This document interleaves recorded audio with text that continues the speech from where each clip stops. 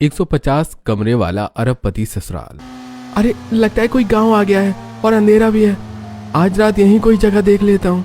रात का समय था। रुद्र जो अपनी लेविश बुलेट बाइक पर घूमने निकला था, अचानक बारिश शुरू हो जाती है और ठंड और बारिश से बचने के लिए रुद्र हेलमेट लगाए रखता है और अंधेरे में रास्ता भटक जाता है। तेज स्पीड में वो बाइक चला रहा होता है और अचानक अरे अरे अरे अरे, ये तो बकरियों का झुंड है, हटो हटो। अचानक से उसकी बाइक फिसलती है और लहूलुहान वीर गांव के उस पथरीले रास्ते में ही चोटिल होकर गिर जाता है। तभी बारिश में सुनैना वहां अपनी बकरी ढूंढने आती है। भूरी, अरे भूरी, कहाँ है भूरी? पता नहीं कहाँ चली जाती है। ये बाबा भी ना कितनी बार कहा है कि हमेशा बांध कर रखा करो, लेकिन ऐसे ही छोड़ देते हैं। कहाँ है भूरी? भूरी को ढूंढते ढूंढते सुनैना की नजर अचानक बेहोश पड़ी वीर पर पड़ती है। अरे ये कौन है? अंधेरे में दिखाई भी नहीं दे रहा है। गांव की सड़क पर ऐसे कौन पड़ा हुआ है? कहीं कोई दुर्घटना तो नहीं हो गई है? सुनैना चिंता में भागी भागी वीर के पास जाकर देखती है। वीर थोड़े होश में होता है। सुनैना जैसे तैसे पकड़कर वीर को गांव में अपने घर ले जाती है और घर पहुंचकर, बाबा दरवाजा खोलो जल्दी से। अरे क्या हो गया? इतना ज्यादा घबरा क्यों रही है? रुक जा बेटा, खोल रहा हूँ। पहले तो ये बात, इतनी बारिश में तू गई कहाँ थी इतनी रात को? वो सब बात नहीं पूछना बाबा, पहले इन बाबूजी को देखो। ये मुझे रास्ते में पड़े हुए मिले। इनको काफी खून आ रहा है और अब तो बेहोश भी हो गए हैं। अरे पहनावे से तो ये किसी अच्छे घर का मालूम होता है, लेकिन इसके काफी खून बह रहा है। हमें जल्दी से जल्दी इसकी जान बचानी होगी। पंडित जी जल्दी से पहले वीर का माथे का खून साफ करते हैं और फिर उसके कपड़े बदलकर चोट पर कुछ जड़ी बूटियां और हल्दी का लेपन करते हैं और सुनैना से कहते हैं, सुनैना बेटा, जा जल्दी से जल्दी हल्दी वाला दूध लेकर आ। हेलमेट की वजह से इनकी जान तो बच गई, लेकिन मुझे लगता है कि सिर में अंदरूनी चोट लगी है। बस आज की रात ली जाए। इसके बाद पंडित जी और सुनैना पूरी रात वीर की देखभाल करती है और सुबह जब वीर होश में आता है, ये कौन सी जगह है? मैं कहाँ हूँ? बाबा देखो, इन्हें होश आ गया है। बाबा जल्दी आओ। बेटा कौन हो तुम, और तुम्हारा एक्सीडेंट कैसे हुआ? इस गांव में कैसे आई? मुझे कुछ याद नहीं आ रहा मैं कौन हूँ। मुझे कुछ नहीं पता, बस दर्द हो रहा है सिर में। मुझे जिसका डर था वही हुआ। इसके सिर में अंदरूनी चोट लगी है, जिसकी वजह से ये अपनी याददाश्त भूल चुका है। अब जब तक ये ठीक नहीं हो जाता, हमें ही इसका ख्याल रखना होगा। इसके बाद पंडित जी और सुनैना पूरे 2 दिन तक वीर का बहुत अच्छे से ख्याल रखते हैं, लेकिन वीर को कुछ याद नहीं आता। सुनैना वीर को दवा दे रही होती है कि तभी उसकी सहेली गंगा आती है। अरे सुनैना, सुन जल्दी सुन। जिन बाबूजी की जान तूने बचाई है ना, वो बाबूजी शहर के अरबपति घर के छोटे बेटे हैं। उनके माँ बाप ने अखबार में इश्तेहार निकाला है। इनके घर वाले इन्हें ढूंढ रहे हैं। अच्छा ला दिखा दो जरा, मैं भी तो देखूं। सुनैना अखबार देखते हैं तो उसमें वीर की तस्वीर पहले पन्ने पर छपी होती है और साथ में एक फोन नंबर होता है। हमें इस नंबर पर फोन करके उनके घर वालों को उनके बारे में बताना होगा। चल गंगा मेरे साथ, जल्दी से बनिए की दुकान पर। सुनैना और गंगा दोनों भागी भागी गांव की चौपाल के पास बनिए की दुकान में जाती हैं और सुनैना अखबार में से नंबर देखकर एक फोन लगाती है। हेलो, रुद्र प्रताप जी बोल रहे हैं? आपके बेटे वीर यहाँ हमारे भगवंत नगर गांव में हैं। इनका एक्सीडेंट हुआ है और इन्हें कुछ भी याद नहीं है। आप आकर इन्हें ले जाइए। माँ पद्मिनी, अभी मुझे भगवंत नगर गाँव के लिए निकलना होगा। मेरे वीर का पता चल गया है। भगवंत नगर गाँव में एक लड़की ने उसकी जान बचाई है। मैंने कहा था ना, कुंडली में लिखा हुआ सच होगा। हमारे खानदान के पंडित जी कभी गलत भविष्यवाणी नहीं करते। आज वीर 25 साल का हो गया है और पंडित जी ने कहा था कि 25वें साल में उनकी जान पर संकट आएगा और एक लड़की उसके जीवन में उसकी ढाल बनकर आएगी। वही होगी उसके जीवन की रक्षक। हाँ माँ, आप ठीक कह रही हैं। मुझे पता है मुझे क्या करना है। हम अभी भगवंत नगर के लिए निकल रहे हैं। कहीं आप लोग कुछ ऐसा वैसा करने की तो नहीं सोच रहे? बाहू, हमें पता है कि हमें क्या करना है और तुम्हें हमारा फैसला मानना होगा। हमारे लिए हमारे वीर की जान से ज्यादा कीमती कुछ भी नहीं है। रुद्र प्रताप जी राजकुमारी जी के साथ तुरंत भगवंत नगर गांव पहुंचते हैं और अपने बेटे वीर को देखकर बहुत खुश होते हैं। बेटी, तुम ही हो ना जिसने हमारे छोटे वीर की जान बचाई है? जी दादी, ये हमें गांव के रास्ते पर घायल मिले थे, लेकिन उनकी याददाश्त जा चुकी थी। ये आप में से किसी को भी नहीं पहचानते हैं। हे प्रभु, वीर बेटा बताओ, क्या हम तुम्हें याद नहीं है? हम तुम्हारी दादी हैं। नहीं, मुझे कुछ भी याद नहीं है। मेरे सिर में बहुत तेज दर्द हो रहा है। रुद्र, जल्दी ही हमने जो कहा था वो करो, क्योंकि हमारे वीर की किस्मत इस लड़की के साथ बंधी हुई है। अगर जल्दी ही इसकी शादी इसके साथ नहीं कराई तो जरूर कुछ न कुछ अनहोनी हो जाएगी।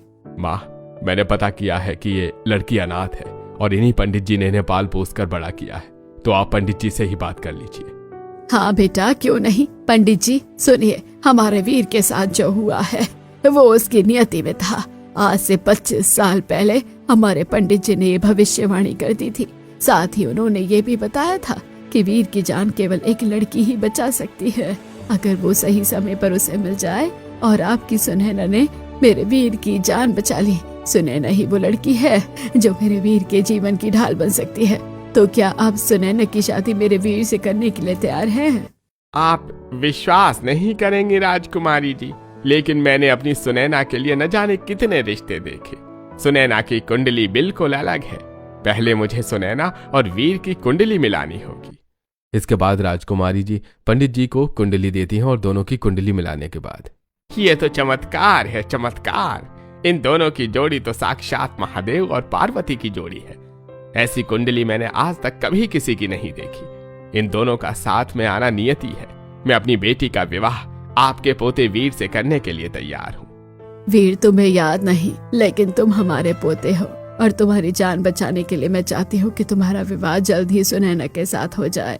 इसके बाद राजकुमारी जी और रुद्र की वीर की कुछ तस्वीरें दिखाते हैं, जिससे रुद्र की याददाश्त तो वापस नहीं आती, लेकिन उसे यकीन हो जाता है कि वो उनके ही परिवार का बेटा है। और उसके बाद बहुत ही साधारण तरीके से मंदिर में सुनैना और वीर का विवाह हो जाता है और सुनैना एक लग्जरी गाड़ी में कुछ ही देर में विदा होकर अपने ससुराल आ जाती है और अपने ससुराल को देखकर मन ही मन सोचती है, हे भगवान, इतना बड़ा घर।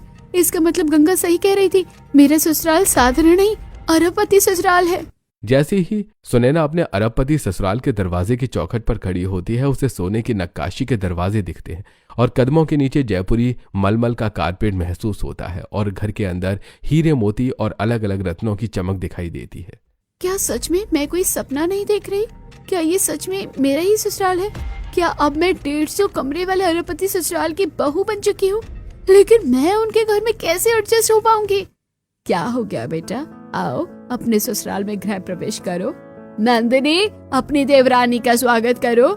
सुनैना की जेठानी नंदिनी सोने की जरी वाली कीमती साड़ी पहने हुए हैं और ऊपर से नीचे तक हीरे, पन्ना और नीलम के गहनों से लदी हुई हैं। वो चांदी का कलश नीचे रखती हैं और फिर बड़ा सा सोने का थाल लेकर उससे सुनैना की आरती उतारती हैं और उसे घर के अंदर बुलाती हैं। आओ सुनैना, तुम्हारे अरबपति ससुराल में तुम्हारा स्वागत है। आप लोगों ने अपनी मर्जी से मेरे बेटी की शादी तो करा ली, लेकिन मुझसे उम्मीद मत रखिएगा कि मैं इसे अपनी बहू स्वीकार कर लूंगी। बहू, तुम्हारी इज्जत से ज्यादा जरूरी मेरे वीर की जिंदगी है। सुनैना ही वो लड़की है जिसने मेरे वीर की जान बचाई, इसलिए अब मैं इस बारे में कोई बात नहीं सुनना चाहती। ये क्या हो रहा है घर में? आज हमारी छोटी बहू का गृह प्रवेश है और पद्मिनी, तुम आज भी नाराज हो रही हो? दादी जी, मैं सुनैना को उसके कमरे में छोड़कर आती हूँ। लंबा सफर तय करके आई है तो थक गई होगी, थोड़ा आराम कर लेगी। चलो नंदिनी, मेरे साथ कमरे में चलो। नंदिनी सुनैना को अपने साथ लेकर जाती है और एक कोने में एक छोटा सा बटन दबाती है, जिससे एक दरवाजा खुलता है। दरवाजे के अंदर एस्केलेटर होता है, जिसे देखकर सुनैना हैरान रह जाती है। भाभी, ये क्या है?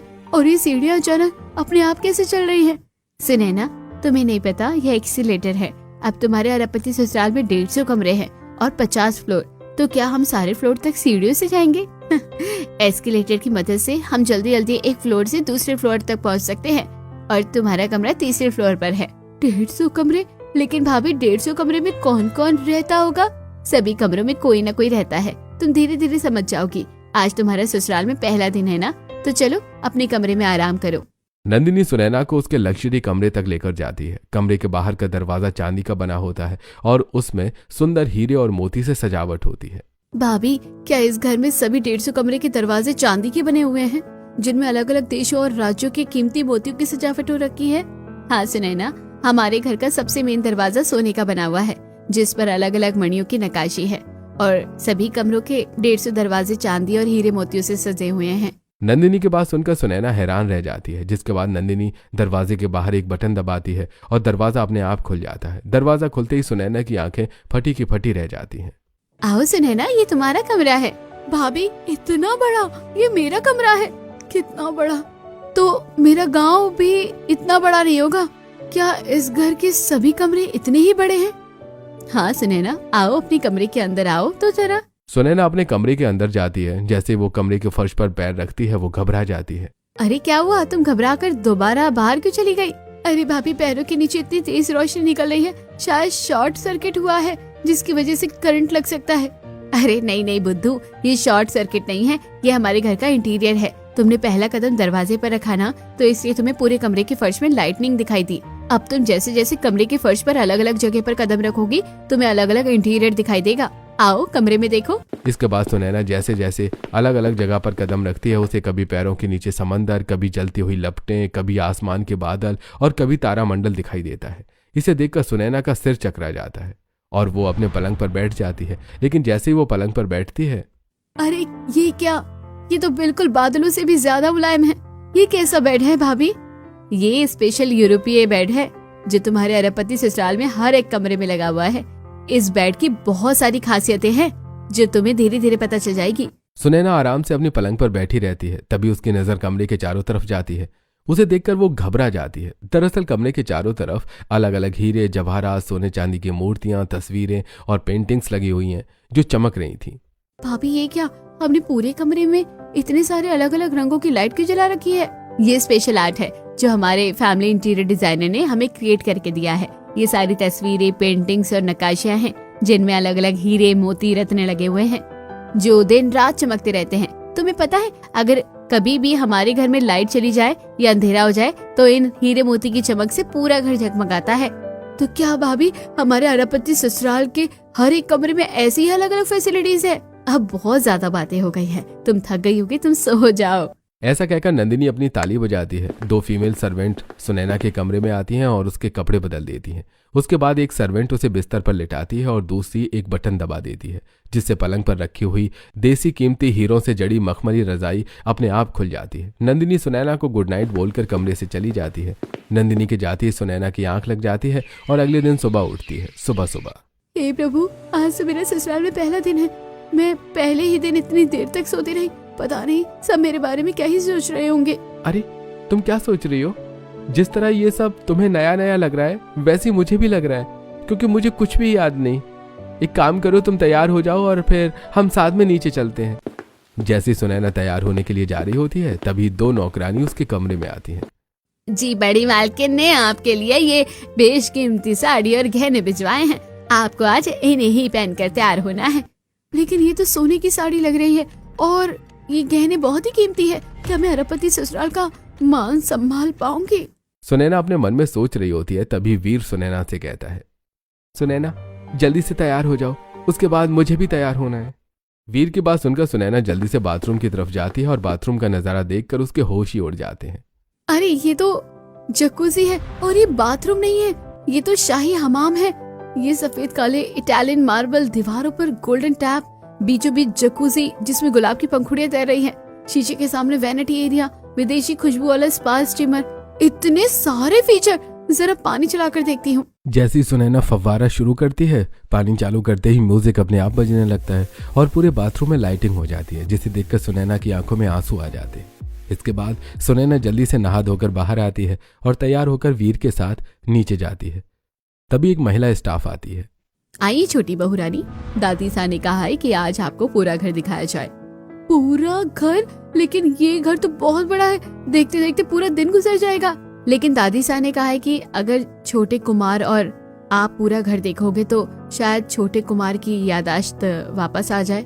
हाँ ये बात तो सही है। चलिए वीर, अब हम अपना अरबपति ससुराल देखने चलते हैं। सुनैना की मंजूरी से स्टाफ हल्की मुस्कान के साथ दरवाजा खोलती है। जैसे ही सुनैना कमरे से बाहर आती है, उसके सामने एक लंबा चौड़ा चमचमाता गलियारा होता है जिसमें ऊपर क्रिस्टल झूमर लगे होते हैं और कदमों के नीचे जयपुरी मलमल और कश्मीरी कारपेट होता है। गलियारा खत्म होने के बाद सुनैना रॉयल गेस्ट विंग में पहुंचती है।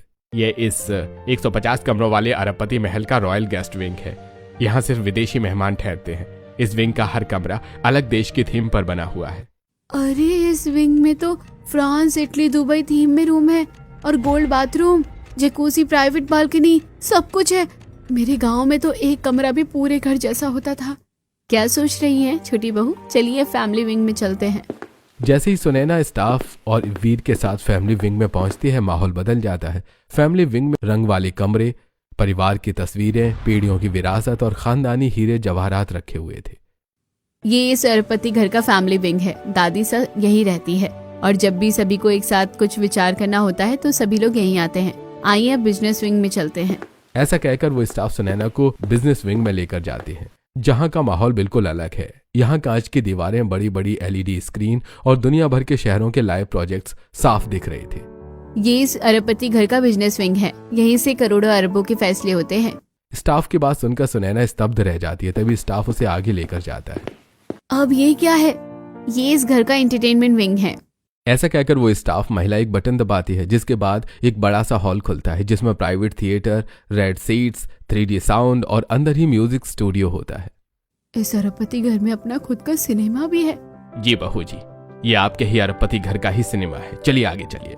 आगे ले जाकर स्टाफ सुनैना को एक कांच के दरवाजे के पास पूल एरिया में लेकर जाती है, जहां इंडोर स्विमिंग पूल और स्पा होता है। और अब दरवाजा खुलते ही गर्म पानी का पूल, फव्वारे, विदेशी खुशबू, स्पा और मसाज रूम देखकर सुनैना की आंखें नम हो जाती हैं। क्या अभी तक खत्म नहीं हुआ या अभी कुछ और देखना भी बाकी है? जी छोटी बहू रानी, ये तो अभी शुरुआत है। अब आपको शॉपिंग एरिया में लेकर चलते हैं। इसके बाद स्टाफ ने सुनैना को घर के अंदर ही बने लग्जरी शॉपिंग एरिया में लेकर जाते हैं, जहां जाकर सुनैना देखती है कि घर के अंदर ही कई कपड़ों की दुकान, ज्वेलरी सेक्शन, मेकअप स्टूडियो, शू, वॉच, सब कुछ था। ये घर का शॉपिंग एरिया है। बहू रानी, आपको शॉपिंग करने के लिए कभी भी बाहर जाने की जरूरत नहीं है। चलिए आगे चलते हैं। इसके बाद स्टाफ लिफ्ट का बटन ऑन करती है और बटन ऑन होते ही लिफ्ट ऊपर जाती है और टॉप फ्लोर खुलता है। ये तो घर की छत है ना? हम यहाँ क्यों आए हैं? हाँ बहू रानी, लेकिन ये छत मामूली छत नहीं है। ये आपके अरबपति ससुराल का हवाई अड्डा भी है। जैसे ही छत का दरवाजा खुलता है, तेज हवा और खुला आसमान दिखाई देता है। साथ में छत पर हेलीपैड, हेलीकॉप्टर, प्राइवेट जेट और हवाई जहाज दिखाई देते हैं। ये आपके 150 कमरे वाले अरबपति ससुराल का अपना खुद का हवाई अड्डा है और यहाँ सभी विमान मालिक के हैं। यहीं से साहब लोग देश विदेश जाने के लिए उड़ान भरते हैं। स्टाफ की बात सुनकर वीर कुछ पुरानी बातें याद करता है। वहीं सुनैना डर और हैरानी में सब देखती रहती है। तभी आइए अब नीचे चलते हैं। अब आपको कुछ खास सिखाना है। इसके बाद स्टाफ सुनैना और वीर को गैराज, कैश रूम और गोल्ड रूम में लेकर जाते हैं, जहां उन्हें 100 से ज्यादा लग्जरी कारों से भरा गैराज दिखता है। क्या हमारे घर में कारों का शोरूम भी है? नहीं बहू रानी, ये सभी कार तो मालिक लोगों की है। अच्छा, वो जो सामने बाहरी सिक्योरिटी वाला दरवाजा है वो क्या है? वो कैश रूम और गोल्ड रूम है। यहाँ सिर्फ साहब लोग ही जाते हैं। सुनैना स्टाफ से बात कर ही रही होती है, तभी वीर गैराज में आता है और अचानक से अपनी बाइक देखता है, जिसके बाद उसके सिर में दर्द होने लगता है और वहीं वो चक्कर खाकर गिर जाता है। अरे वीर, आपको क्या हो गया? कोई ने बचाओ, देखो ये अचानक से गिर गए। सुनैना की आवाज सुनकर वहां बहुत सारा स्टाफ इकट्ठा हो जाता है और तुरंत ही वीर को मेडिकल रूम में लेकर जाया जाता है। क्या हम इन्हें डॉक्टर के पास नहीं लेकर जाएंगे? नहीं बहू रानी, हमारे घर में ही मेडिकल रूम है। स्टाफ वीर को फटाफट से मेडिकल रूम में लेकर जाता है, जो पूरा हॉस्पिटल की तरह दिखाई देता है। इस समय वहां पर राजकुमारी की पद्मिनी की सहित पूरा परिवार पहुंच जाता है। क्या क्या तुमने मेरे बेटे को? मैंने तो आपसे पहले ही कहा था ना माँ जी, ये लड़की मेरे बेटे के लिए ठीक नहीं है। आप ही ने इससे शादी करने की जिद की थी ना? लेकिन मैंने तो कुछ भी नहीं किया। हम तो घर देख रहे थे और अचानक ही बेहोश हो गए। डॉक्टर, जल्दी से मेरे बेटे का इलाज कीजिए और बताइए कि उसे क्या हुआ है। डॉक्टर जल्दी वीर का इलाज करते हैं और कुछ ही देर में कई सारी रिपोर्ट्स देखकर परिवार को बताते हैं। खुशखबरी है, हमारे छोटे साहबजादे की याददाश्त वापस आ गई है। उन्हें सब कुछ याद आ गया है। तभी वीर मेडिकल रूम से बाहर आता है और अपने पिता से गले मिलता है। पिताजी, मुझे सब कुछ याद आ गया है और ये सब सुनैना की वजह से हुआ है। ना वो मुझे गैराज में मेरी बाइक दिखाती और ना ही मुझे सब कुछ याद आता। Thank you so much Sunaina. देखा पद्मिनी, जिसे तुम अभी तक कोस रही थी, उसी की वजह से तुम्हारे बेटे की जिंदगी बची है और उसी की वजह से उसकी खोई हुई याददाश्त भी वापस आई है। मैं कुछ नहीं जानती, आप लोग इसे अपना समझते हैं तो समझ लीजिए। मम्मी जी, आप ऐसा क्यों कह रही हैं? आज सुनैना का पहला दिन है ससुराल में, उसे कितना बुरा लगेगा। रहने दे बेटा नंदनी, तेरी सास दौलत के घमंड में पागल हो गई है। चलो बेटा सुनैना, आज तुम्हारा रिसेप्शन है, तुम्हें रिसेप्शन के लिए तैयार होना है। घर में सभी लोगों की बातें सुनकर सुनैना लौटकर अपने कमरे में आ जाती है और मन में सोचती है, कैसी किस्मत है मेरी, अपने गांव से सीधे 150 कमरे वाले अरबपति ससुराल में आ गई हूँ। और मैं इतनी रॉयल जिंदगी, इतनी चमक, इतनी सुविधाएं, इतना बड़ा घर, 150 कमरे, सोना चांदी हीरे, पर क्या इस घर में मेरे लिए दिल में भी जगह होगी? सुनैना अपने मन में सभी बातें सोच रही होती है, तभी नंदिनी उसके कमरे में आती है। बधाई हो सुनैना, अब तुम्हारे पति की याददाश्त भी वापस आ गई है। ये लो कपड़े और गहने, शाम को रिसेप्शन है और तुम तैयार हो जाना। रिसेप्शन हमारे अरबपति घर के पार्टी विंग में होगा और ये तुम्हारे डिजाइनर है और ये तुम्हारी मेकअप आर्टिस्ट, ये दोनों तुम्हें तैयार कर देगी। जी ठीक है भाभी, जैसा आप कहें। नंदिनी के जाने के बाद डिजाइनर और मेकअप आर्टिस्ट सुनैना को एकदम दुल्हन की तरह सजा देती है। सुनैना ने आज 1 करोड़ का बेशकीमती हीरों का लहंगा पहना था और साथ में करोड़ों के जेवरात, जिसमें वो किसी महारानी से कम नहीं लग रही थी। इतनी देर में रिसेप्शन का टाइम हो गया था और देश विदेश के सभी मेहमान रिसेप्शन में आए थे। पार्टी विंग में जाकर सुनैना, हे भगवान, ये हमारे ही अरबपति ससुराल में बना हुआ है। ये तो किसी राजमहल से कम नहीं है। इतने सारे विदेशी मेहमान और इतनी फैसिलिटीज। यहाँ तो मेहमानों को खाना परोसे जाने वाले बर्तन भी सोने चांदी के बने हुए हैं। अपने मन में यह सब सोचकर हैरान हो रही होती है। तभी उसकी जेठानी नंदिनी उसके पास आती है। आओ सुनैना, तुम्हें मेहमानों से मिलवाते हैं। नंदिनी सुनैना को सभी देश विदेश के मेहमानों से मिलवाती है। तभी स्टेज पर उसकी सास की आवाज आती है। Hello everyone, welcome to our royal party. आप सभी लोगों का स्वागत है मेरे बेटे के रिसेप्शन पार्टी में। लेकिन अफसोस है कि रिसेप्शन पार्टी जितनी ज्यादा लग्जरी है, हमारी बहू उतनी ही ज्यादा करी। सोच कर देखिए कि एक सड़क पर पड़े पत्थर को जिस तरह मंदिर में जगह मिल जाती है, वैसा ही हाल हमारी बहू का भी है। अब देखना यह है कि ये पत्थर अपने आप को महल के काबिल बना पाता है या नहीं। पद्मिनी की बात सुनकर राजकुमारी जी को गुस्सा आता है और वो हाथ पकड़कर पद्मिनी को स्टेज से उतार लेती हैं। ये क्या कह रही हो पद्मिनी, तुम्हें शर्म नहीं आती? सुनैना तुम्हारे घर की छोटी बहू है। राजकुमारी जी पद्मिनी जी की सभी के सामने डांट लगाती हैं, जिसके बाद पद्मिनी नाराज होकर पार्टी से चली जाती हैं। इसके बाद सभी लोग पार्टी में एंजॉय करते हैं। पार्टी खत्म होती है और अगले दिन, सुनैना बेटा, आज तुम्हारी मंदिर में पूजा है, हम अपने घर के टेम्पल विंग में चलते हैं। इसके बाद राजकुमारी जी सुनैना को टेम्पल विंग में लेकर जाती हैं, जहाँ की दीवारें चारों तीर्थों की तरह सजी हुई थी। ऐसा लग रहा था जैसे पूरी दुनिया के सभी तीर्थ उस टेम्पल विंग में मौजूद हों। इसे देखकर सुनैना हैरान हो जाती है। दादी जी, क्या हमने सच में पूरी दुनिया के सभी मंदिरों को अपने घर में सजाया है?